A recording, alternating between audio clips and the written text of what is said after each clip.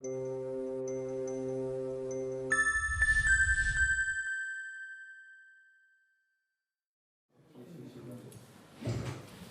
va a dar inicio la sesión ordinaria de la Real Academia de Medicina de Cantabria con la conferencia del presidente de la institución que nos acoge, del Colegio Oficial de Médicos de Cantabria, don Tomás Coll.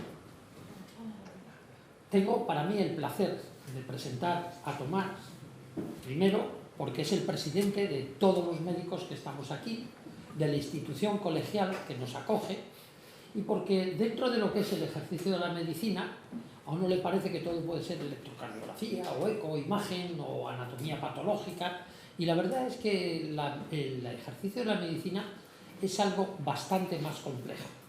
Y necesita, para poderse ejercer, y dado que tiene una responsabilidad social enorme, lo que es el ejercicio de lo que cada uno hacemos, y como colectivo, de la necesidad de estar controlado ese colectivo, precisamente por una organización donde sean los propios profesionales los que se den sus normas, que sean aceptadas por todos, que sean respaldadas por las autoridades y que permitan que el ejercicio de la medicina sea seguro.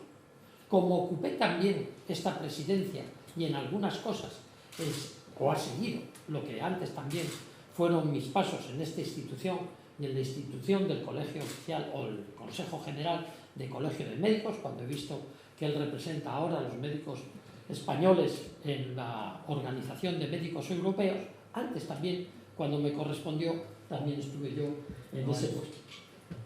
Lo interesante es que Tomás fue alumno de la Facultad de Medicina de Cantabria, perteneció a la 10ª promoción de la Facultad de Medicina, por tanto, varios de sus profesores estamos hoy aquí. Él lo ha reconocido siempre que fue una de las etapas de su formación, pues supongo que más interesante, donde te queda siempre el recuerdo del alma mater. Y luego tuvo una cosa que fue un arrojo bastante importante, porque rompió con lo que normalmente todos aceptamos, que es que lo mejor es quedarte en casa y hacer las cosas aquí. Hubiera sido, sin duda alguna, un buen residente en cualquiera de los hospitales universitarios de este país y hubiera alcanzado su formación, pero decidió irse a Inglaterra. Y en el condado de Kent, en Oxford, que tiene un castillo precioso, yo es que viví también en Kent, decirte que estuve en Becker, al lado de Huelco, en mi año que estuve allí de sabático. Bueno, y lo interesante es que él hace su especialidad distinta a como se hace en España. En España ponemos primero el carro y luego los bueyes, y allí ponen primero los bueyes y luego el carro. Es decir, te dejan hacer cualquier especialidad, pero luego te van a examinar. Y aquí examinamos primero, hacen la especialidad y lo que salga, todos suponemos que sale bueno, pero que si sale bueno o no sale bueno, eso Dios proveerá. Porque lo cierto es que hoy, como en todos los países, se plantea la necesidad de que todo el mundo, sobre todo los médicos, se recertifique, que seguro que será alguno de los temas que él tocará. Estuvo, aparte de haciendo su especialidad, y seguro que pasando por el examen del BOA, que la Sociedad de Anestesia les pone allí, y por cierto, fue presidida por un portugués que estaba en el King College Hospital, que era, bueno, ahora no recuerdo el nombre, y este hombre era el que presidía precisamente el examen de la especialidad, y cuando lo superabas te daban el título y seguías ejerciendo. Si no, seguías repitiendo hasta que aprobabas, o te ibas a una especialidad de médico general y habías perdido todos tus años de formación. En alguna forma sí que es interesante que la experiencia que estas personas como Tomás han tenido en el extranjero fuera transmitida a este país, porque yo creo que alguna reforma, más que las que se han hecho, necesita nuestro MIR. El MIR no es el examen, el MIR es el periodo de formación.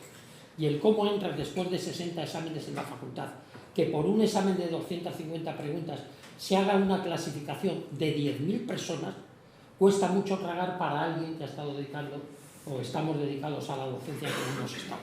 Es decir, nos parece que es, con perdón, y yo discrepo del profesor Segovia Arana, al que estimo mucho, porque ha sido mi mentor en muchas cosas, y mi director de hospital en Portahierro, como fue el de la doctora Galijo y el doctor Fernando Val, pues discrepamos en eso. Creo que se podía haber modificado y haber hecho de otra forma.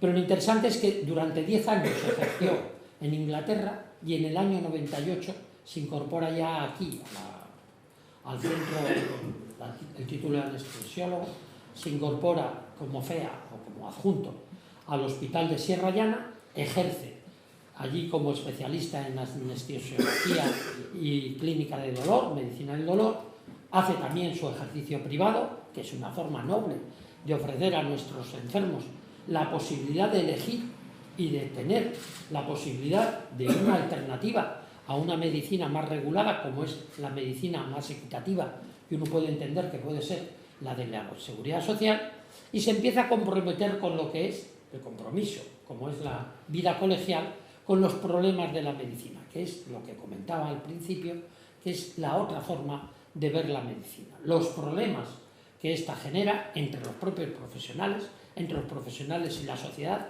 y los profesionales y el gobierno o las instituciones sanitarias que tratan de regular. Y ha llegado a representar al Colegio de Médicos desde el año 2011, en que se hace presidente por primera vez, y bueno, como fui uno de los que apoyé su candidatura con mi voto, pues nos sigue representando un cuatrienio más, que he de decirle que la verdad es que a pesar de que ellos dicen que modificaron ellos los estatutos, esos estatutos se modificaron en el año 80 y tantos, que fue exactamente cuando se produjo un cisma bastante importante en el colegio, se modificaron y entonces introdujimos la no reelección de los presidentes del colegio después de 8 años de presidencia.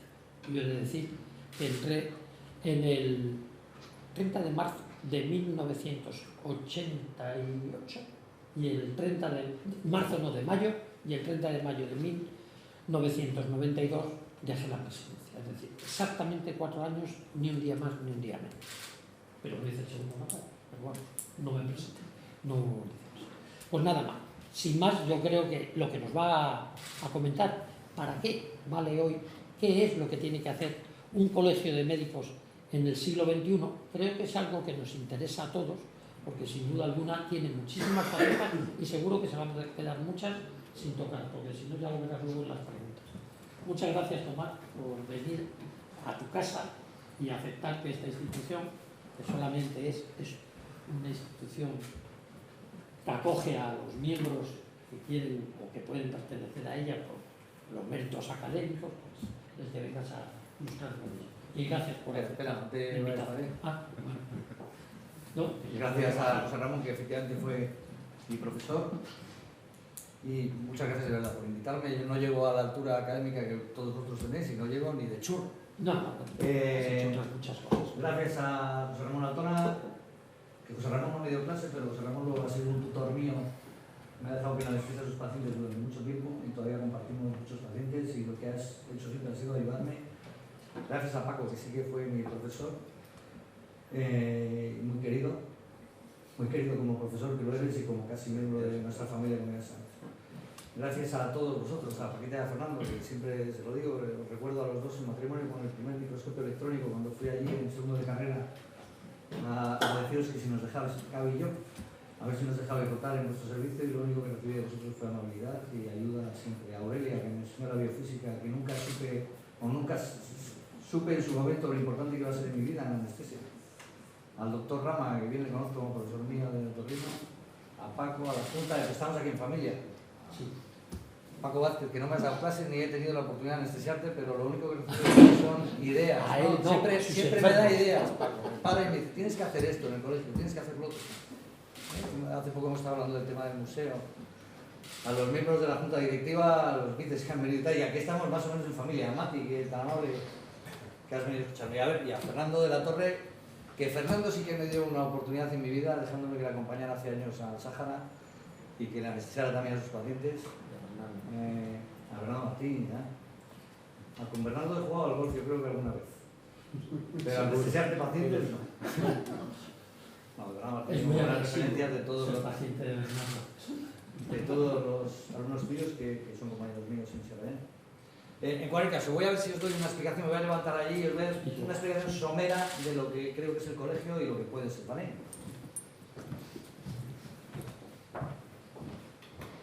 Os doy un guión de lo que os voy a hablar, ¿vale? ¿Qué es el Colegio de Médicos de Cantabria hoy? Hay un poco de confusión ahí, va bien que sepamos, yo al menos la tenía, qué es el Consejo General de Colegios de Médicos de España, qué es la organización médico-colegial y qué fines tiene. ¿Qué son las fundaciones de la organización médico-colegial y de los colegios? ¿Cuáles son las líneas de acción que tienen tanto los colegios como la organización médico-colegial? Y digo que será el Colegio de Médicos cuando no estemos, pues no lo sabemos ninguno, ¿no? Me decía, esa es una pregunta que tienes que hacer, porque no lo vamos a saber ninguno. Bueno, pero podemos marcar lo que queremos que sean los futuros médicos cuando nosotros no estemos aquí.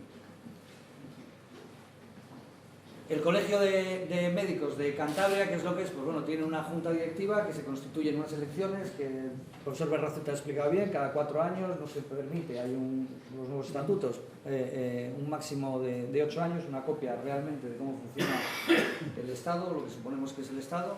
Hay una junta directiva que se compone de una permanente, que es el presidente, los 2 vicepresidentes, el tesorero, el secretario y el vicesecretario, y luego hay una serie de vocales que representan a cada una de las actividades o de los ámbitos del desarrollo profesional. O sea, hay un vocal de atención primaria, un vocal de médicos jóvenes, un vocal de hospitales, bueno, una serie de vocales, y en total somos 12. Tienen la particularidad de que cada uno de esos es el que efectivamente cada 4 años en unas elecciones representa y tiene el cargo de representación única de todo su colectivo médico. Eso es lo que nos distancia un poco de las otras elecciones que hay, que son puramente laborales, que son las sindicales, que se dividen ya entre varios sindicatos. La elección aquí es exclusivamente de los médicos colegiados.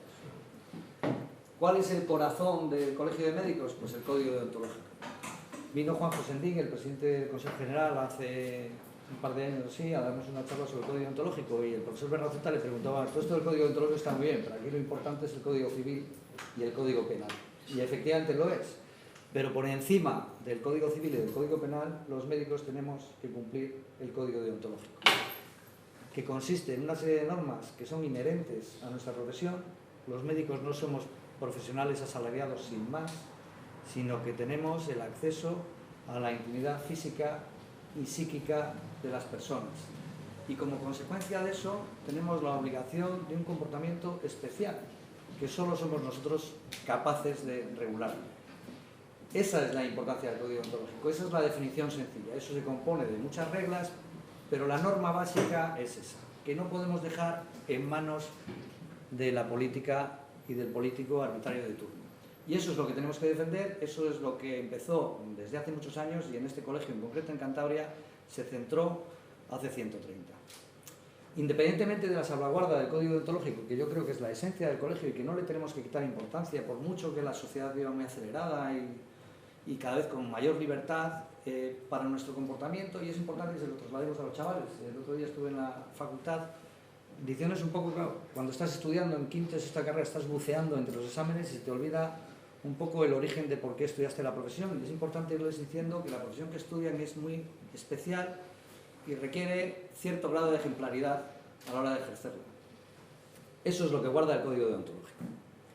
De ahí la importancia, creo, de los colegios de médicos. Pero independientemente de eso, que es el núcleo, al colegio le tenemos que convertir, y esta es nuestra labor y esta es la idea que tenemos desde hace 10 años, darle una vuelta más, y es convertirle en algo útil. Es decir, que los colegiados realmente sientan que es útil, que sirve para algo.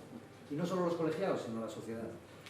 Y en ese ámbito pues desarrollamos todo el tema de formación. La formación dentro del servicio público y dentro del privado también es escasa para los médicos. Nosotros terminamos el MIR, que decías, y una vez terminamos el MIR o nuestra especialidad, entramos a ejercer la profesión y entramos en una carrera a uña de caballo en lo asistencial.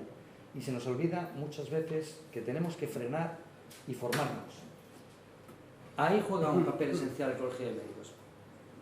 Tradicionalmente le ha jugado menos importancia, progresivamente pues le vamos jugando más, ¿no? En este momento tenemos en Cantabria, hacemos 15 cursos presenciales, pongo ahí por ejemplo del último año, 8 online, y más o menos tenemos 700, 800 alumnos al año. Que bueno, para un margen de 3.400 colegiados, pues vamos creciendo y con un presupuesto escaso, pero creo que formamos parte de un eje fundamental de información que es posiblemente el que tenga que desarrollar el colegio, con la colaboración, entre comillas, aristocrática de vosotros, que sois los académicos.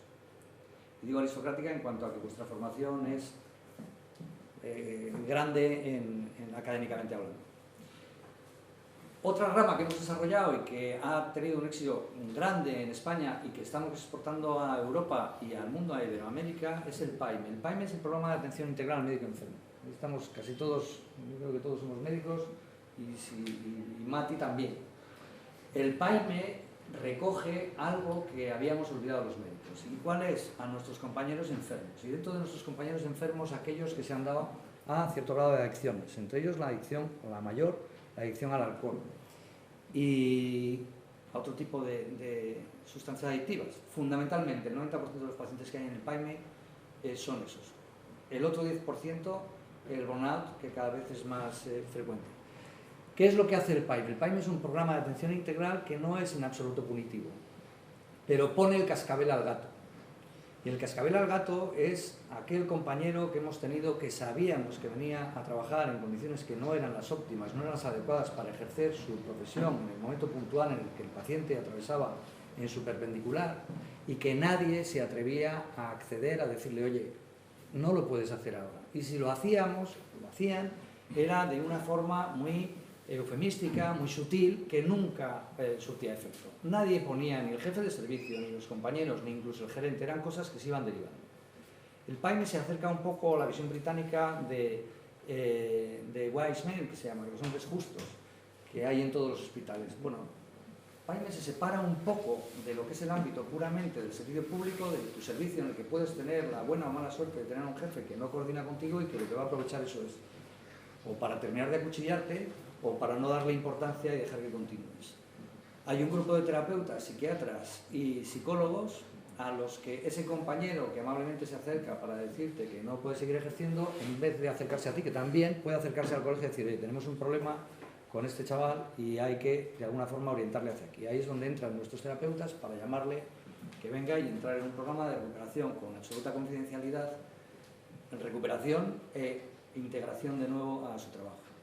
El PAIME efectivamente ha funcionado muy bien, ha sido muy bien acogido por nuestros compañeros, precisamente por eso, porque no ha ejercido algo punitivo. El tema de las agresiones. En el tema de las agresiones hemos prosperado mucho desde el colegio. Desde el año 2007 creamos el primer protocolo de agresiones, un poco por lo mismo. La agresión no solamente tiene que ser necesariamente física, sino que puede ser verbal. Y todos en un momento determinado nos hemos visto sometidos a la impertinencia ocasional de un enfermo o de su entorno familiar.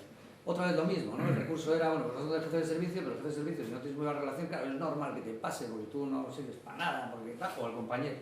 Bueno, el colegio recoge eso desde un punto de vista completamente externo al ámbito puramente laboral y mantiene la confidencialidad. Lo que hace es asesorar jurídicamente, recoger el caso y si el médico quiere denunciarlo, lo denuncia por la vía y si no, se le protege dentro de su entorno para que eso no vuelva a suceder. En ese sentido, en acciones puramente físicas, pues tenemos el botón de alarma ahora, en estas, bueno, tenemos un botón que si te entra, te agrede y tal, apretas. El paso que nos falta de dar, y que lo hemos hablado con la anterior administración y con la que tenemos ahora, el otro día se lo veíamos al presidente del Gobierno de Cantabria en este momento, a Miguel Ángel Revilla, hablándole de que él presionara también a la Consejería de Presidencia para que se considerara finalmente como un delito, es decir, que a nosotros nos insulten en una consulta tenga las mismas consecuencias exactas que si a nosotros se nos ocurre insultar a alguien, a un policía municipal o a un guardia civil.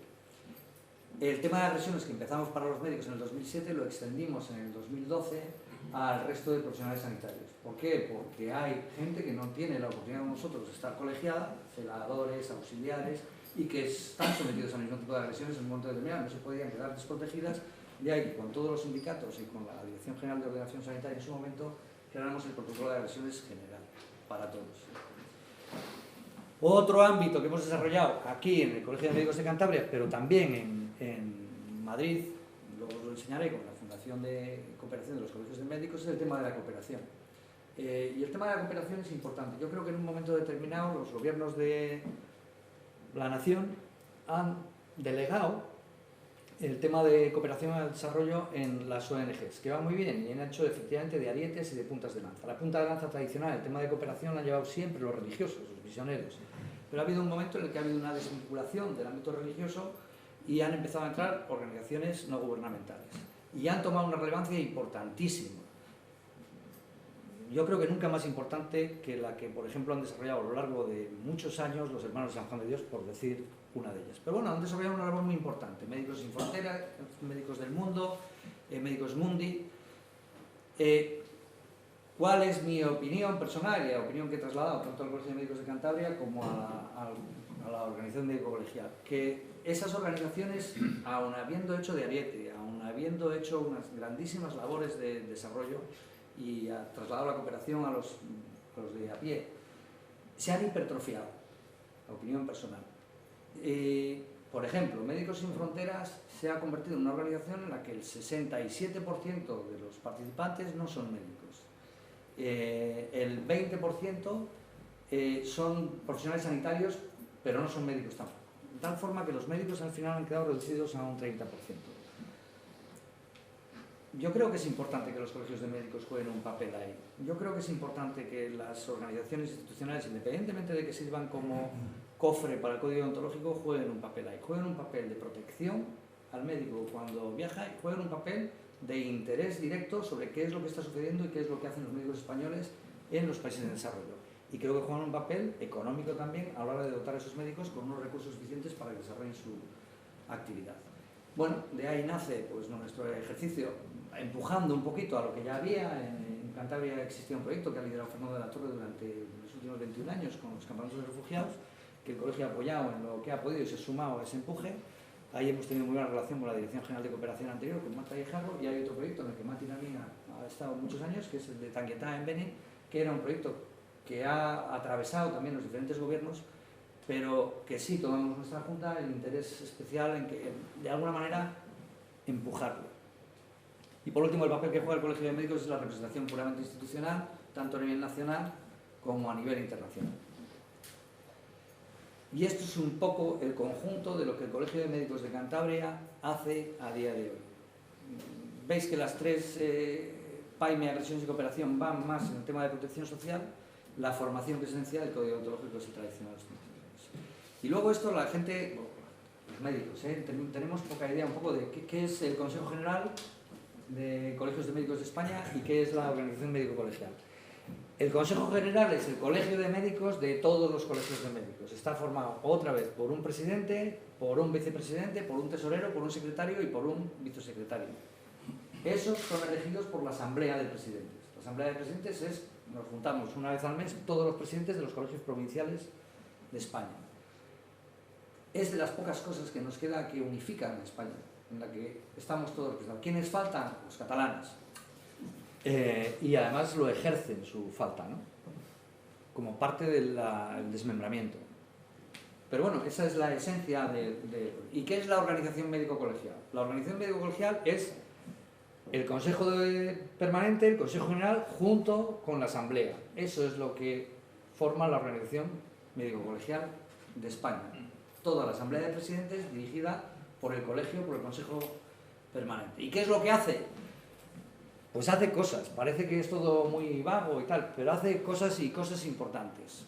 Una en la que hemos fracasado ha sido la ley de colegios profesionales, es decir, mantener la posición frente a la administración de la importancia de que los médicos nos representemos y nos autorregulemos. Cuando hablan de la descolegiación o de la colegiación obligatoria, lo que estamos haciendo es creando médicos que van a trabajar sin código deontológico al brief de la organización de turno, que eso ya lo vemos en nuestros hospitales públicos. Cuando cambia el gobierno, nos cambian al gerente. Realmente, ¿por qué? Si el gerente y el director médico no van a cambiar en ningún... no deberían tener la posibilidad de cambiar la dirección de un hospital. Bueno, pues eso sucede. Eso es lo que de alguna forma en un supuesto podrían hacer si nosotros no nos autorregulamos en nuestra actividad.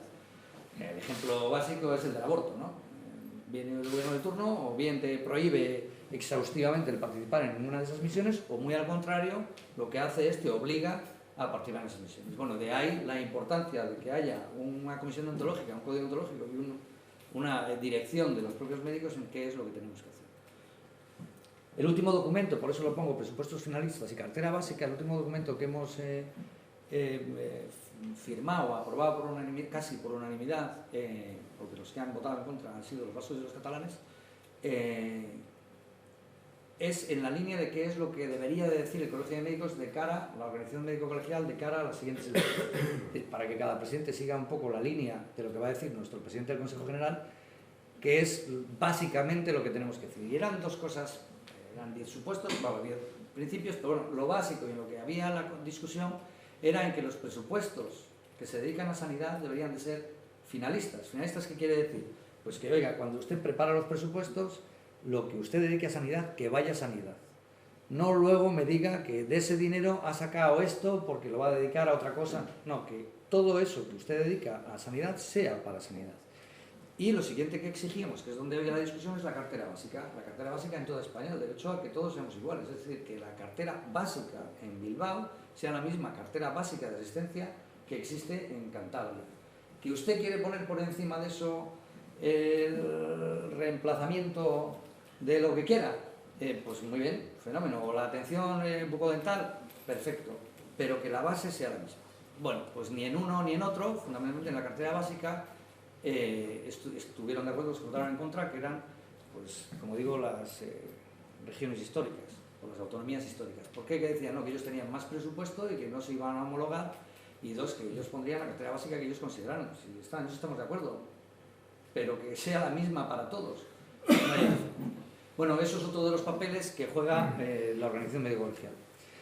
Otra lucha que hemos tenido ha sido las propuestas a la ley de prescripción de enfermería, que finalmente parecía que iba a ser un éxito del presidente del Consejo de Enfermería, que ya iban a poder prescribir, cuando resulta que sale la ley y en 3 horas, cuando se la empiezan a leer, se dan cuenta que habían aceptado todas nuestras propuestas. Y las propuestas eran realmente a que no se puede prescribir si no se puede diagnosticar. Es decir, en ningún caso tú puedes prescribir un tratamiento si no eres el responsable del diagnóstico. Entonces se ha quedado escasa para lo que ellos pedían. Bueno, eso es, por deciros, lo último que ha sido en los últimos meses. Pero bueno, lo más importante, lo más esencial que ha habido en cuestión de ética, en cuestión de deontología, ha sido el tema del aborto en su momento. Y estas son las funciones que nos pongo: la ordenación en el ámbito de su competencia del ejercicio de la profesión, la salvaguardia de los principios deontológicos, la promoción de su alcance de cuestión mejor a nivel científico y la colaboración con los poderes públicos en la consecución del derecho a protección de la salud de todos los españoles. El tema de las fundaciones. ¿Qué son las fundaciones? La fundación de aquí tiene su enjundia. La fundación del Colegio Oficial de Médicos de Cantabria es una que existe paralelamente a otra, que es la fundación de Caja de Familia. La fundación de Caja de Familia en Cantabria nace producto de la Caja de Familia, de lo que pagábamos a Caja de Familia, pero que en un momento determinado cambia la ley, lo compra, por decirlo de alguna forma, Mutual Médica. Mutual Médica nos paga un dinero por esa cartera. Ese dinero es un capital de 700 y pico mil euros. ¿Me equivoco, nena? ¿Tú algo así? Y queda en la fundación que se crea Caja de Familia. Paralelamente a la fundación Caja de Familia hay la fundación del Colegio Oficial de Médicos de Cantabria, con la cual patrocinamos los cursos, todo lo que sea en tema docente y en tema de desarrollo profesional del colegio. Hace 4 o 5 años ya, cuando vinimos por primera vez, una de las primeras misiones de nuestra Junta fue fusionarlas, juntar la Fundación del Colegio de Cantabria con la Fundación de Caja de Familia. En ese proceso todavía estamos, ya finalizándolo, pero en ese proceso todavía ya está. Hace 2 días. Pues hace 48 horas hemos tenido que ir a firmar 90 veces. ¿Y quiénes hemos convertido patronos de esa fundación? A los que ya tenía Caja de Familia, y hemos metido ahí no a los nombres de los que estamos en la Junta Directiva, sino a los cargos, de tal forma que cuando el colegio se vaya renovando, el presidente del Colegio de Médicos de turno y el vicepresidente y el vocal y el tesorero y el vocal de supremo, 4 o 5 cargos, los cargos son los que van a estar de patronos.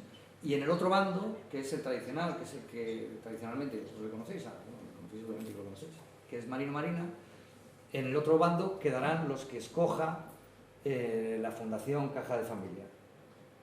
Ahora, el curso biológico será el que sea, y la idea es que esa otra parte de consejeros sean personas que hayan estado directamente relacionadas con el funcionamiento del colegio, expresidentes, que conozcan un poco el funcionamiento del colegio y participen del manejo de ese dinero. Y ahí, en esa esencia, vosotros que sois académicos, creo, y lo creo como la carretera que decías tú, Paco, que me decías de la carretera. Me promete, pero no me hace la carretera. ahí es de donde tiene que salir el presupuesto para la academia. Y a mí que la academia sea parte integral del colegio médico me parece esencial. Bueno, me pareció desde el momento en el que os invité a que unierais aquí. La Fundación de Patronato de Huérfanos, que ahora se llama Fundación para la Protección Social de la Organización Médico Colegial, os tengo que dar la noticia de ayer, día 28, hoy es día 29. Ayer, día 28, la Fundación de Patronato de Huérfanos recuperó 1 millón de euros. Literalmente, 1 millón de euros que habíamos palmado, entre comillas, porque lo habíamos metido en bonos del Banco Nacional de París, gestionados a través del Banco de Madrid, en España. El Banco de Madrid, 8 días antes de que nos cancelaran en marzo, yo no soy patrono de huérfanos, no soy de esa fundación, pero asistí a aquella asamblea con mucho interés, bueno, 1 millón de pavos. 8 días antes de que nos caducara, venciera el 1 millón de euros que habíamos invertido, el Banco de Madrid es intervenido, se paraliza todo y perdemos el 1 millón de euros hasta nuevo aviso. Entonces, realmente el 1 millón de euros, la explicación que nos dio el tesorero del Consejo General es que era del Banco Nacional de París y que el Banco de Madrid solo hacía interventor, pero bueno, eso donde vaya. Bueno, finalmente el juez ha considerado que efectivamente era un tema puramente de intervención del Banco de Madrid, que no tenía nada que ver con las cuentas del Banco de Madrid, total que ayer nos han devuelto con un escrito que ha mandado el Consejo General informándonos de que nos habían devuelto el 1 millón de euros. La Fundación Patronato de Huérfanos tiene capital, da cobertura a cantidad de chavales que desafortunadamente han quedado sin protección paterna o materna, y ha formado entre ellos a Luis Herrero, que siempre presume de ello, de que fue formado por el Colegio de Guadalajara, sí. Y el Colegio de Guadalajara está bajo investigación. Se han creado una comisión, sí, porque aquí no es rentable. La Fundación de Protección Social tiene un colegio en Guadalajara que se hizo también como centro de mayores, pero no tiene, se alquiló de alguna forma una gerencia, esa gerencia no ha sido solvente, bueno, se ha creado una comisión investigando el caso.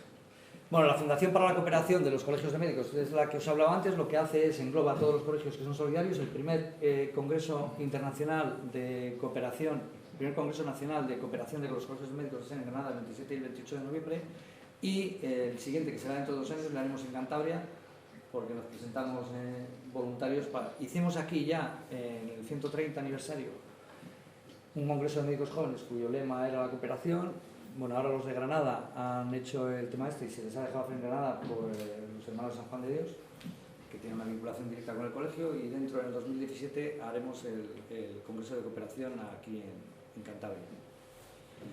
Bueno, salimos a la palestra como colegios de médicos, como organización médico-colegial, con la cooperación de Médicos Sin Fronteras, de Médicos del Mundo, de Médicos Mundi, pero bueno, a la misma altura y con la misma intensidad.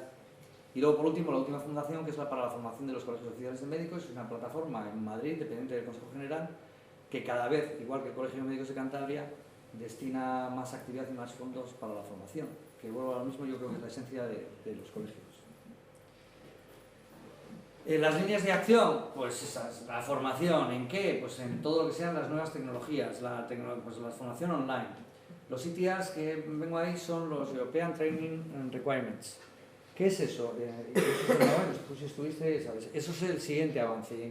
Y ahí viene la clave de la formación, la clave de los colegios de médicos y la integración en Europa. Son los requerimientos básicos que tiene que tener un especialista en toda Europa. De tal forma que ya no puede ser que aquí les formemos en el MIR de una manera y nosotros les formen de otra manera en Inglaterra. No, usted tiene que tener estas competencias, tanto teóricas como prácticas, las prácticas que estén recogidas en un logbook y las teóricas que usted las supere pasando los exámenes. Los ITAs no solamente son para eso, para recoger cuál es la formación y tus competencias teóricas y prácticas, sino también para saber qué calidad tienen los profesores que te dan las clases y los que son encargados de examinarte. Es decir, no solo son los examinandos, sino también los examinadores, que tienen que requerir una serie de características. Las ITAs se hacen en cada sección, la sección de ginecología, la de obstetricia, la de anestesiología, lo que sea, produce eso y eso se aprueba en asamblea. Bueno, por ahí es por donde van los tiros, por ahí es por donde va la libre circulación de los médicos, por ahí es por donde los colegios de médicos tendrán que de alguna forma certificar que esa persona cuando viene como especialista tiene esas competencias que son homologables en Inglaterra, en Francia, en Italia, en donde sea, ¿no? En cualquier país. Eso es un punto que es una línea de acción. Y lo otro, que es una línea esencial en la que tenemos que ser pioneros y otra vez arietes, es en la educación médica continuada o el Continuous Professional Development, que es lo mismo, ¿no? El desarrollo profesional y la formación. No puede ser, que es lo que decía antes, que uno termina especialidad en anestesia a los 27 años, se ponga a trabajar en un hospital en Torlavega y no vuelva a formarse en su vida, porque su labor es puramente asistencial, y se queda con la misma aguja con la que le enseñaron a pinchar a los 27, cuando se jubilara a los 65, mete la misma, ¿no? No, ya no, esto no es así. Usted tiene que haber, de alguna forma, evolucionado, la administración ha tenido la obligación de formarle, y si no, usted ha tenido que tener la obligación, y ahí los colegios de médicos juegan el papel de facilitarle a usted la formación para que a los 65 años pinche usted con una aguja del 27 o del 29, que es lo adecuado, para no dejar a la gente con cefaleas permanentes, ¿no? Eso ahora mismo en España no existe, sí existe en Inglaterra, pero es un trabajo sin ninguna duda en el que tenemos que estar presentes.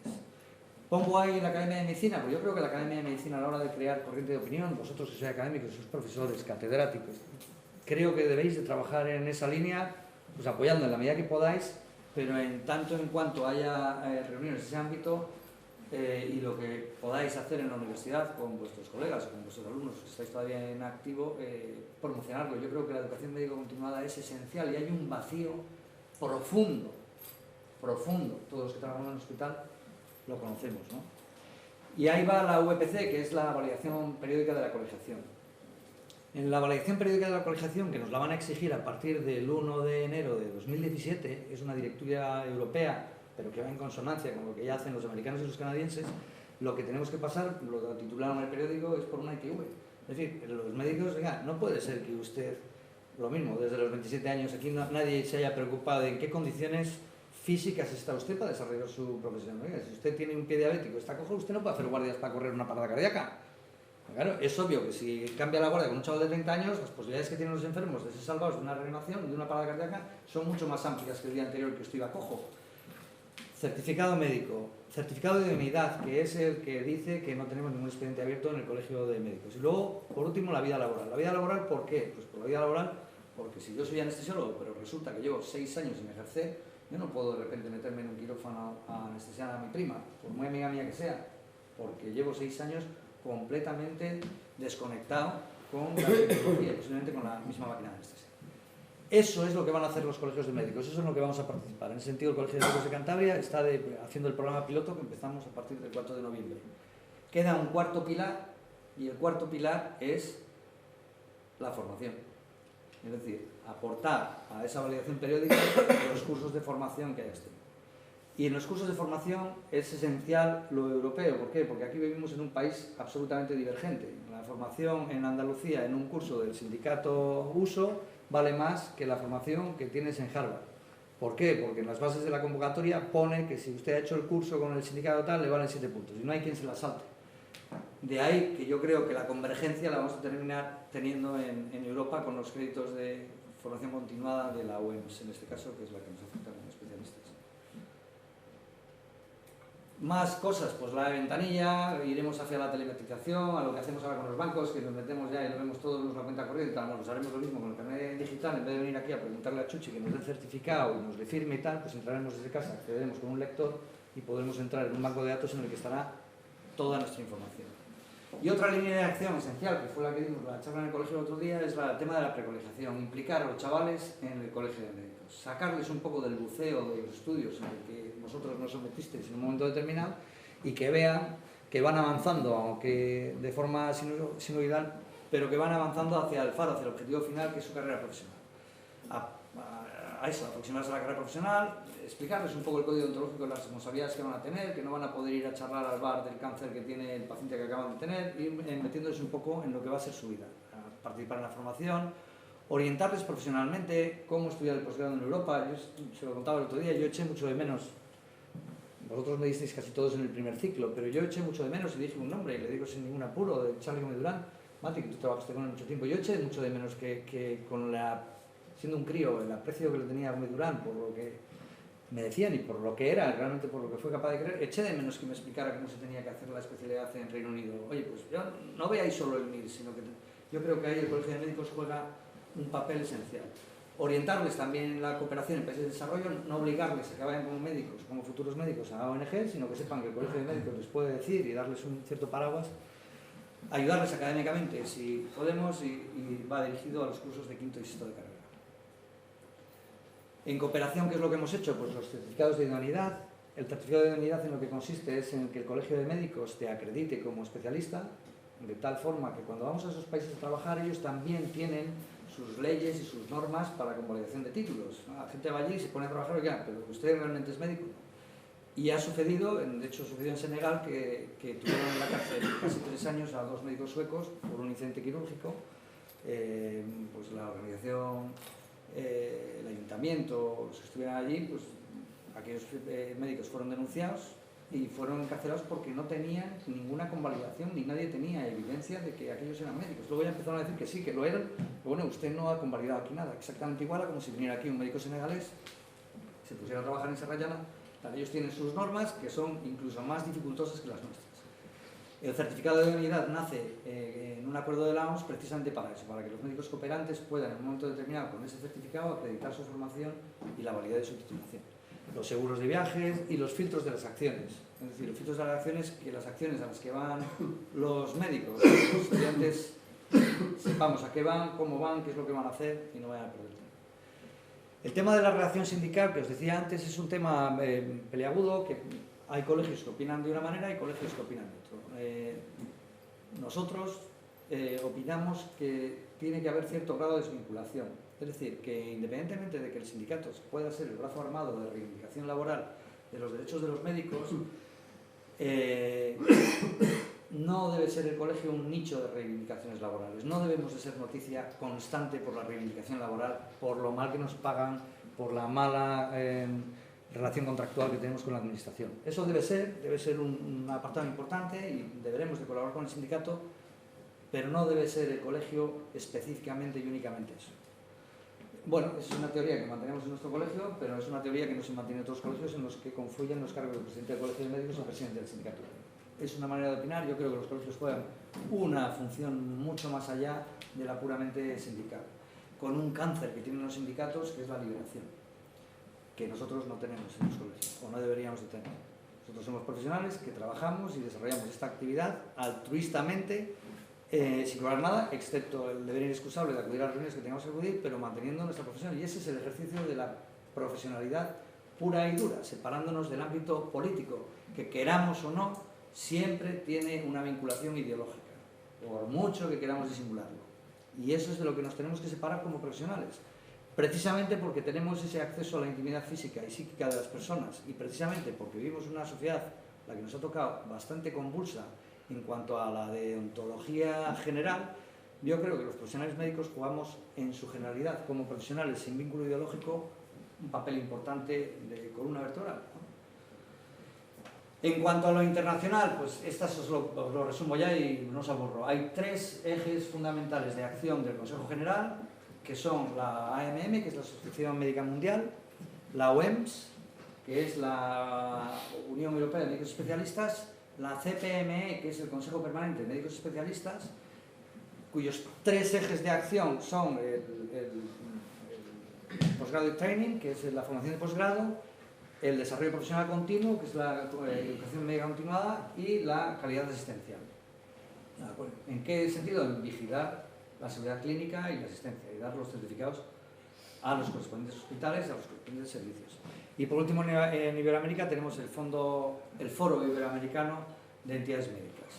Esos son los 3 ejes de actuación. El Consejo General tiene, en la AMM nos representa el presidente del Consejo General, en este caso Juan José Endín, en la OEMS, a día de hoy lo represento yo al Consejo General, y en Iberoamérica nos representa el vicepresidente del Consejo General, que es Serafín Gutiérrez. ¿Cuáles son las acciones que hacemos ahí? Pues en la AMM es una entidad gigante, el presidente es un británico, Sir Anthony Jones, que son SER, según les nombran presidentes, pasan directamente a ser SER. Bueno, ¿qué hace? Pues cosas muy generales. Por decir, la última reunión que han tenido en Moscú, ¿qué es lo que han dicho? Pues una de las ejes fundamentales es denunciar el bombardeo del hospital médico en el hospital en Afganistán y la muerte de todos los sanitarios que había, entre ellos 8 médicos, Claro, y ahí había un punto que era muy conflictivo, que era es una propuesta española, que si se creaba un juicio independiente del juicio que iban a hacer los americanos, vaya, y finalmente se aprobó. Bueno, en la OMS lo que defendemos son esas tres áreas. Y en Iberoamérica, en el foro internacional, lo que hemos trasladado ahora ha sido el tema del PAIME y el tema de agresiones. Las agresiones en Iberoamérica son completamente diferentes a las de aquí. Por poneros un ejemplo, una de las últimas agresiones que ha habido ha sido la hija de un capo entra en parada cardíaca por una bronquiolitis, la llevan a un servicio de urgencias, la tratan de resucitar, fallece, entran 2 capos, cogen al médico y le pegan 2 tiros en... Esas son agresiones de verdad. Bueno, en ese sentido estaban interesados en el protocolo de agresiones, pero les dijimos que bueno, no sé si llegaremos hasta ahí, porque ahí ya... ¿Qué será cuando no estemos? Digo, pues el código deontológico seguirá siendo la figura. La formación internacional, es decir, el converger y no diverger, como estamos haciendo en España en cuanto a los créditos de formación de educación médica continuada, que a mí me parece esencial, que estamos vacíos, no sé si esto más. Los programas de protección social, el PAIME, las agresiones, todo lo que tenga que ver con salud pública, cada vez jugaremos más papel. De hecho, la organización médico-colegial, ahora el presidente, que es Sendín, como os digo, ha pasado a un escalón que no teníamos antes, que es a tener reuniones semanales con el ministro de Sanidad de turno. Eso no ha ocurrido nunca, y que el ministro de Sanidad llame al presidente del Consejo para decirle vamos a hacer esto, vamos a hacer lo otro. Es una vía directa de los médicos a la administración, la representación institucional de los médicos y sobre todo la cooperación al desarrollo. Lo que decías tú que será cuando no estemos, no lo sé, pero bueno, que sigamos estando siempre al lado, eso es una foto de Tanguetá, que sigamos estando siempre al lado de lo que cuando empezamos la carrera decidimos tomar nuestras vidas, ¿no? Que es estar cerca pues, de los más quebradizos, de los más frágiles y de los enfermos, y que dentro de toda esta marabunta de cosas, de formación y tal, no se nos olvide a ninguno y que mantengamos ese espíritu de los pacientes y de los más frágiles, y cuanto más frágiles que se nos vea claramente cuál es nuestra posición, ¿no? Que es la de un médico con la intención de curar a los demás y ayudar a la gente más necesitada, ¿no? Y esta es la historia.